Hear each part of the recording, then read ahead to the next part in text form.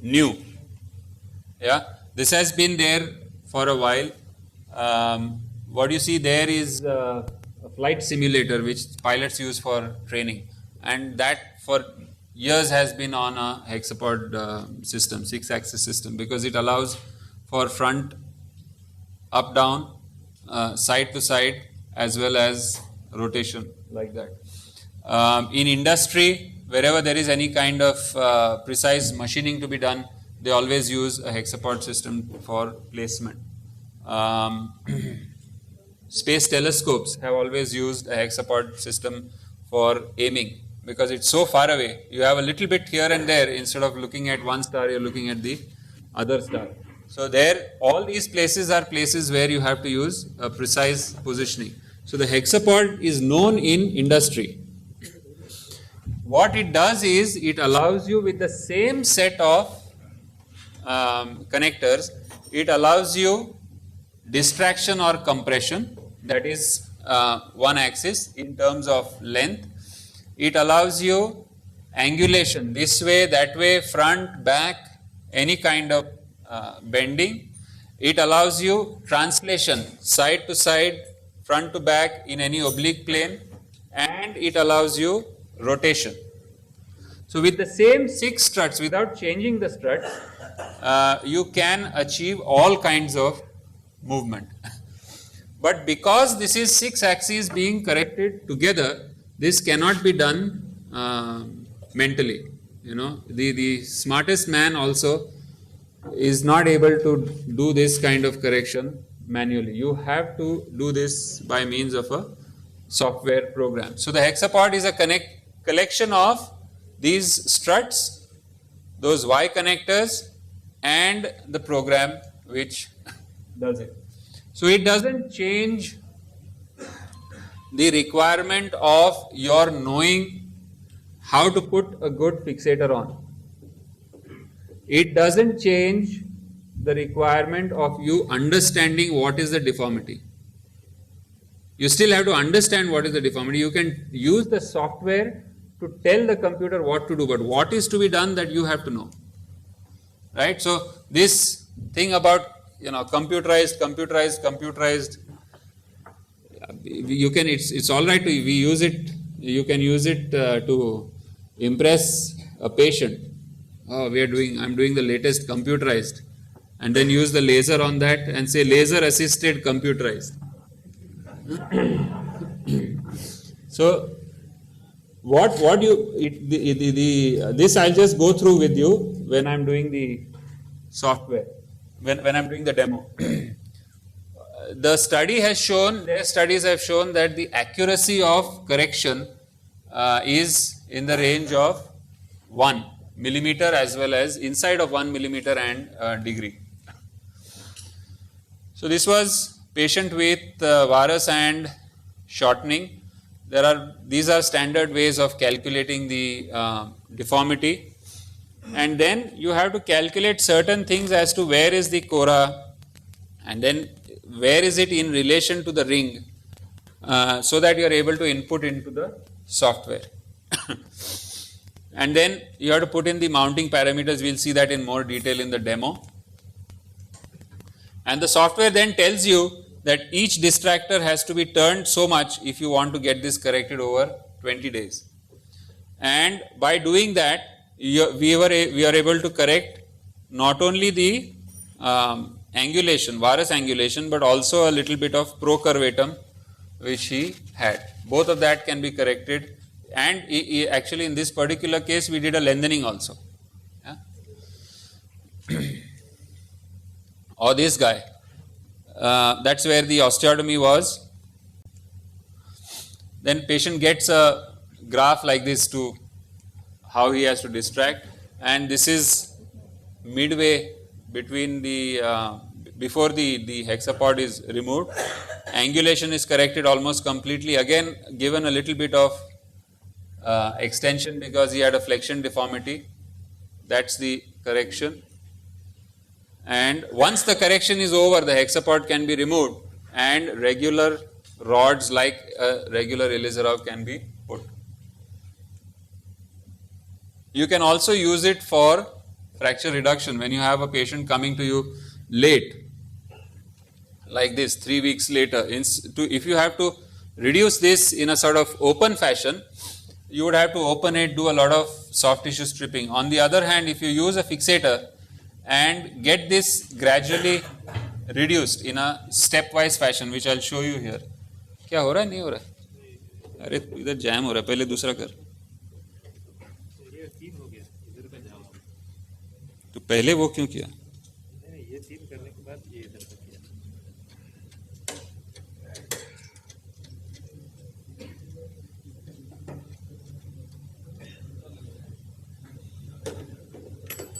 एक 2 3 ये बराबर हो गया.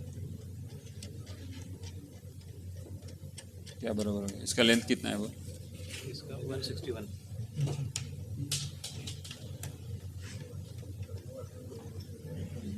D1 161. ठीक है, मैं देखता हूँ एक minute. So you can get that well reduced, and then all of that gave way, and patient comes to us with this kind of situation 4-5 months down the line. So using the hexapod on the tibia and the femur, you can actually reposition the tibia under the femur like this. And then with this in the right position, it's kept like that with hinges over here, and patient can mobilize the knee. All the 4 patients that we've done up to now, they've got straight. Only one of them has required a ACL reconstruction. 3 of them have got away. They are not normal knees, of course, but they are much better than what was there. So there's a lot of, anywhere a Ilizarov deformity correction can be done, a hexapod can be used, and that's sort of going to be the way. This is what they're doing in Germany right now. Calculate the deformity, and this is, the whole thing is motorized. So they just input all of that, so many days, so much of correction, and it can get the whole thing back to normal. Ultimately, that's where it would go. So I'll do a demo for you on a sawbone.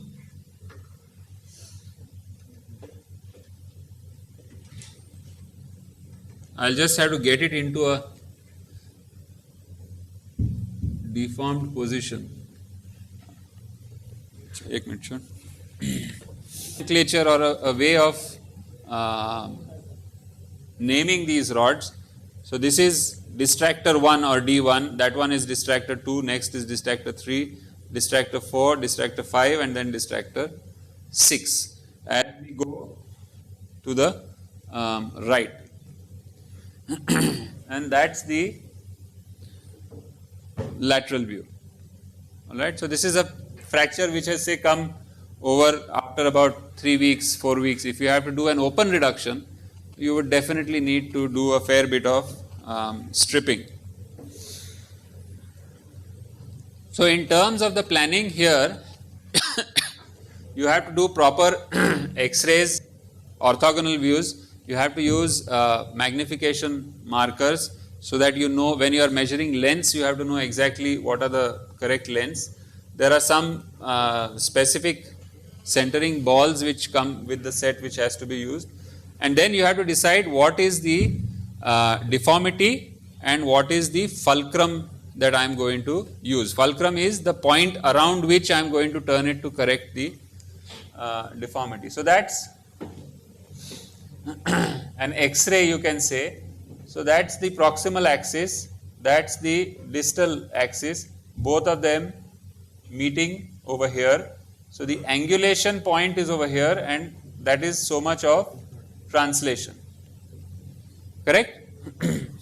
Now there are two ways that I can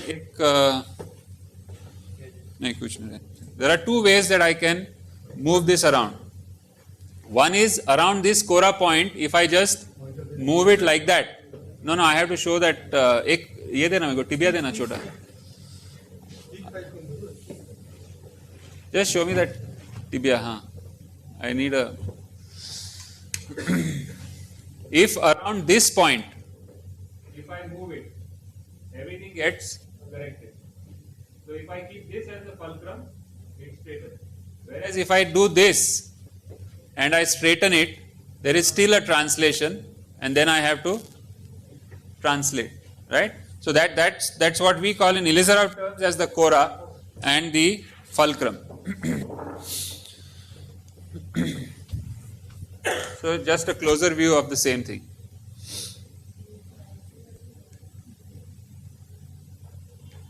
So here what we have to do is, what we are finding out, you'll see the red lines coming up. That's one red line which is the center of the plane of the ring. Then another red line which is between these two centering balls, and where these two lines intersect is the center of the ring. So I have to tell the software where is my fulcrum point in relation to the center of the ring. So that's why we do this calculation. So this is so much up, right? 2.3 millimeters up,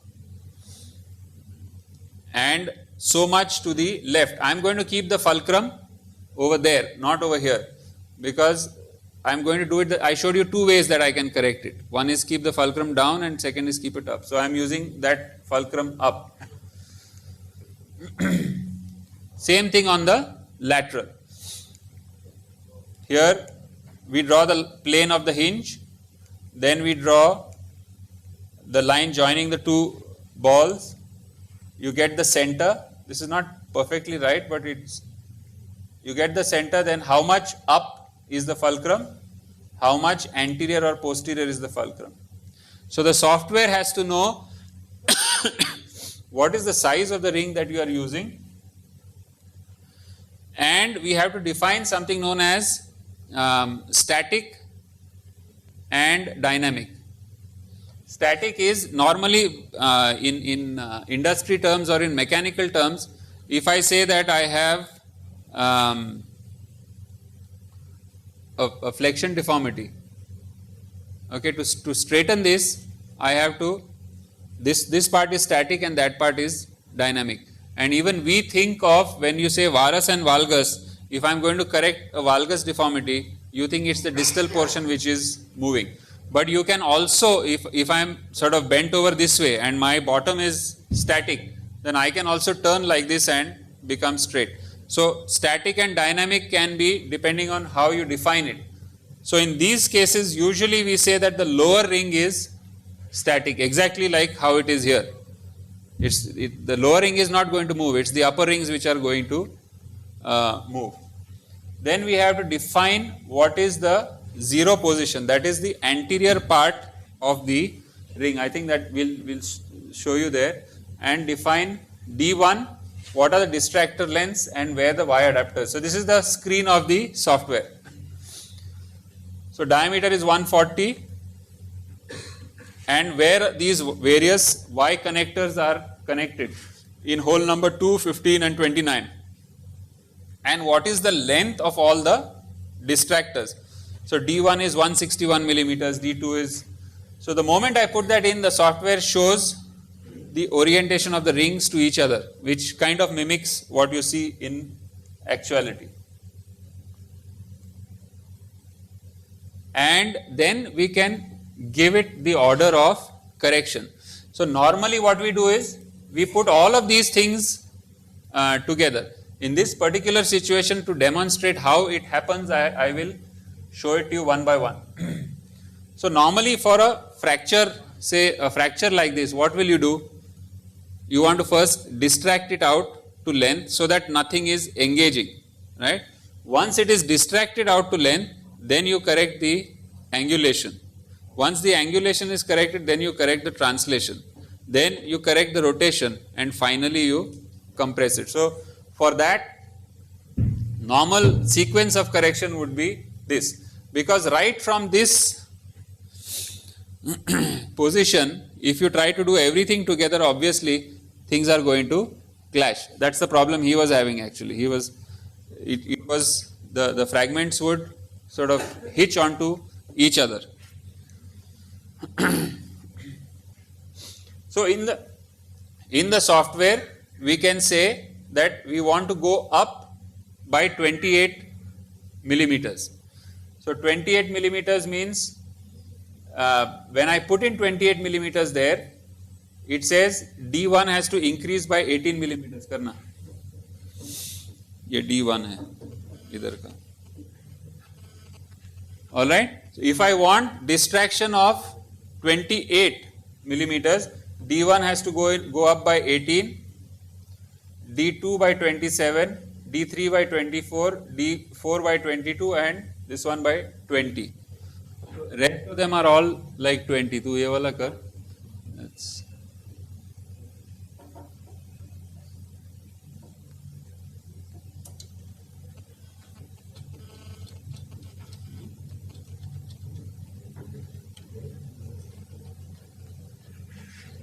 now we are doing all of this in one go. When the patient does it, it is 1 millimeter per day kind of thing.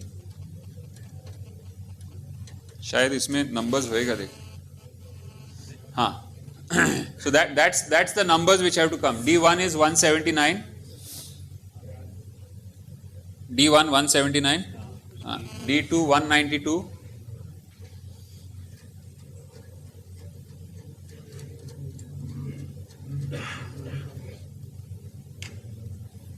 है क्या? शर्म आती है. 192 छोटा करना पड़ेगा थोड़ा. छोट. D3 216 होएगा ना? हाँ?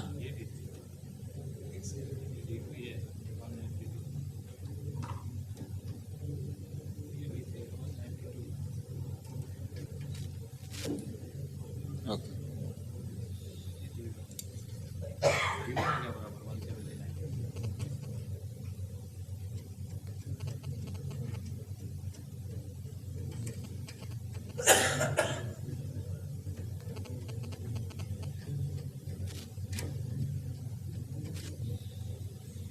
D4 is 158.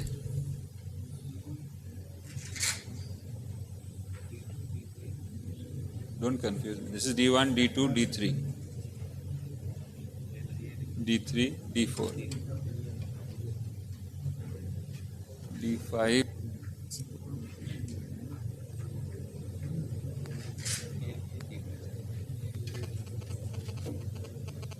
And D6, 145.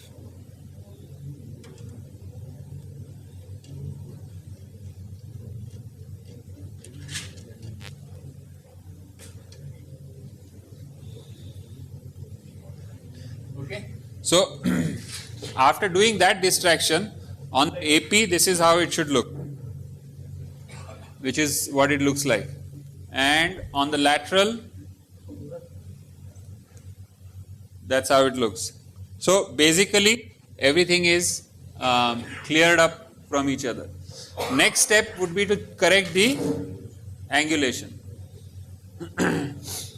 So in this software, for your angulations, to correct the angulation in this one in the AP, how would you? I told you this is the static and this is dynamic, right? So if you hold the ring on this side over here, how would you move it to correct that deformity? Down, right? So in the frontal plane, you can either do a right down or a right up, depending on what the deformity is. And if you look at the sagittal plane, you can do a anterior up, anterior down. Okay, that's the term that we use to describe it. So in this particular situation, we want a right down 24 and an anterior up 11 degrees, which is nothing but the angulation that we have measured on the X-rays. All right. So on the AP X-ray, this must be a varus deformity of 24 degrees, and on the lateral X-ray, this is a recurvatum of 11 degrees, right? It's just a different way of describing. So now to correct this, when we say calculate, it gives us this numbers, and you will see on the diagram also the rings have become parallel. So that is minus 8.1, minus 42.5, and on, so after this on the lateral, on the AP, this is how it looks. Yeah, both parallel but translated, and on the lateral, that's how it looks, right? So we'll have to change ये करना जरा minus 8.1 एक paper पे लिख देना,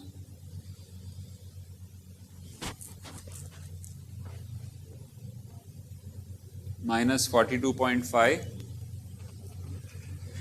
minus 41, minus 11. How are we for time? Okay. 15.6 and 27.4.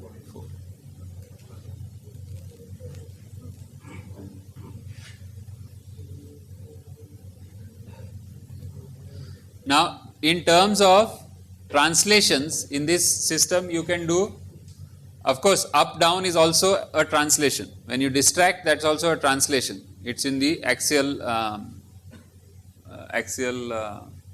in the z axis.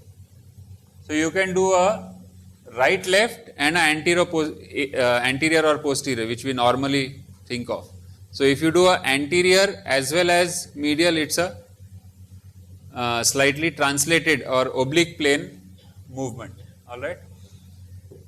So in this particular case now, on the X-ray you can measure that I want so much translation to the front and so much translation to which direction? This is the static and this is the dynamic, right? So you want translation to the right and translation to the front, correct? By so many millimeters. Now if you look at my original planning,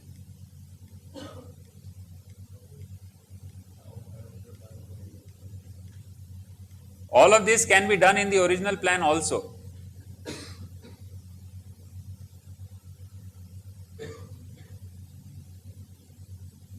Okay, by let's go to the AP first.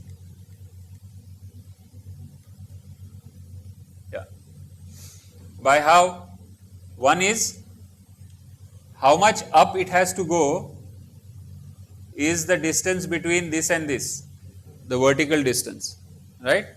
So if we measure this, we will find exactly the same distances. How much angulation? We already know, 24. And how much translation is this green line? So all of this data actually is got from the first X-ray itself, though it seems as if we are doing it, again and again. All that data is got from the first AP X-ray and also from the first lateral X-ray. The lengthening will be exactly the same because AP and lateral it will be the same amount. Angulation over here is 11 degrees and translation over here will be the perpendicular between these two. Okay.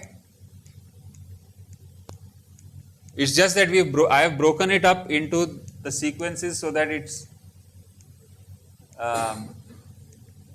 easier to understand. कहीं अगर crash होएगा तो do the other ones and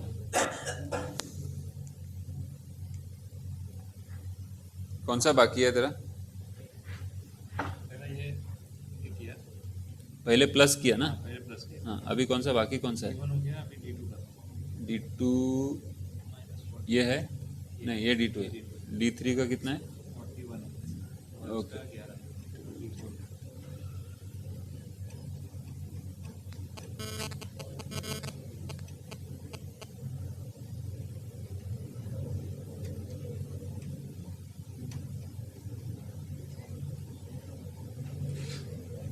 ठीक है, चलेगा. Okay.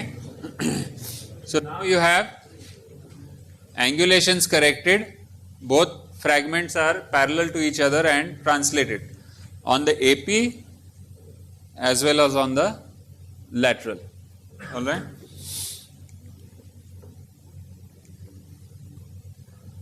So now we put in the translations, 18 millimeters to the right and 15 millimeters anterior. So minus 3.7 minus, we'll go to the last number actually. ये मत करना. Okay. So after that you get this amount of in this particular model we had also built in a little bit of rotation. So both are, see, the crest is well aligned, but the back is not perfectly aligned. So that kind of says that there is a little bit of rotation. Same thing on the lateral, reasonably well aligned. So then rotations, now suppose I want to, the rotation over here is the opposite, that's just a matter of nomenclature. If I want to move the distal fragment that way, what will I say? External rotation. But if I want external rotation, how do I have to move the tibia? The opposite way. Suppose I want to create external rotation here, then the proximal end, if I am talking about static, it has to move to the right, and since we are always talking left right, the anterior portion will move to the right or anterior portion will move to the left for rotation. So that's the nomenclature that is used. In this particular example we said anterior right 10 degrees. Okay. So at the end of that, that's how the rotation would look, and on the lateral that's how it looks. So now what is remaining? Only the compression. So अभी ये number पे कर दे इसको 159, 156, 176,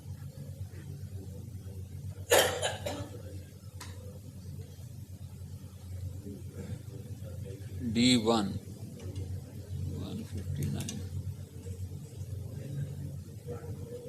Second is 156.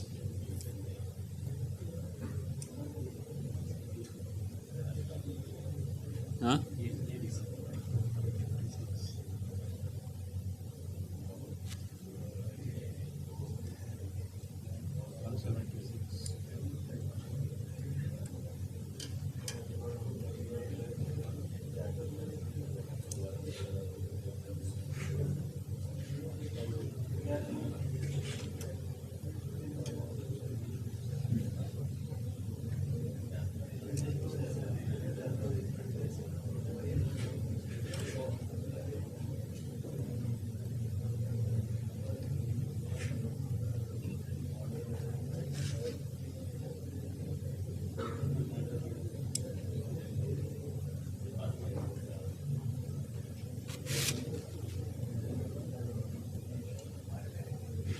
ज़्यादा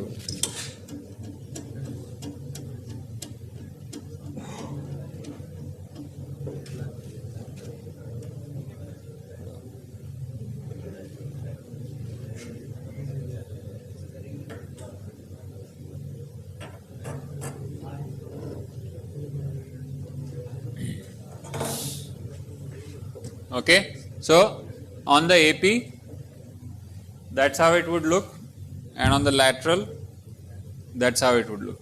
And now all you need to do is measure how much this thing is required, compression is required, and do that, which is about 2 or 3 millimeters. Right?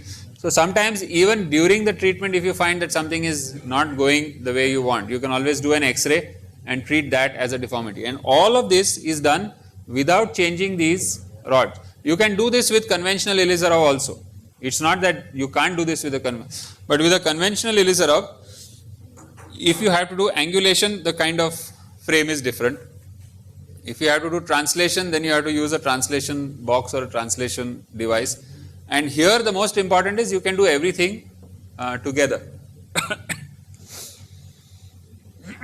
So you can do multiplanar deformities, chronic fracture deformities can be treated very well, and you can do it with a sort of amount of precision that was not. And negative is, of course, it requires proper planning, it requires software, proper input, where to put in the fulcrum, and it is costlier than a regular Ilizarov. And if my friend over there is allowed to ask a question, he'll ask, what if the computer hangs? Then you're in trouble. I'm just pulling your leg. So this was a similar kind of situation. I very routinely use Ilizarov for proximal tibial fractures. In this particular case anyway, because his skin was bad, there was no question of using internal fixation. So we can use the hexapod, put on the hexapod, and actually on table use the advantages of the hexapod. You can see this is translated in relation to each other. And on the lateral also, you can use that to micro manage your reduction to almost anatomical and put that thing under compression. So you don't have to struggle. Otherwise, with a conventional Ilizarov, what you would have to do is, you would have to first try to get that reduction or use olive wires or anything. We just put on the fixator as, you notice here now this center bolt and this center bolt, it's to the right. And look at it on the, there is no before. But we put on the fixator as is, then using the hexapod we can distract it, move it medially. It makes things just that much more easier. See this was the type of skin and soft tissue that he had. But he was able to walk reasonably well with the fixator without any trouble.